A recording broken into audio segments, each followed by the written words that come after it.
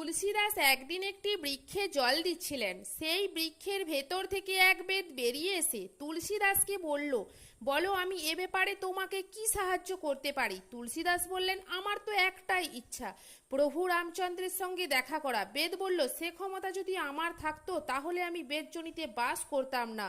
তুলসীদাস বিষণ্ণ বদনে ফিরে যাচ্ছিলেন। সেই সময় বেদ তাকে ডেকে আবার বলল, এ ব্যাপারে তোমাকে একজন সাহায্য করতে পারে, সে হলো হনুমান। তুলসীদাস বললেন, হনুমান?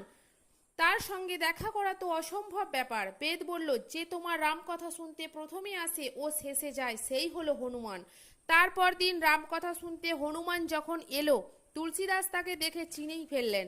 রামকথার শেষে তুলসীদাস হনুমানকে যেই স্থানে দেখলেন সেই স্থানেই তার চরণ যুগল জড়িয়ে ধরে একটি মন্দির নির্মাণ করলেন।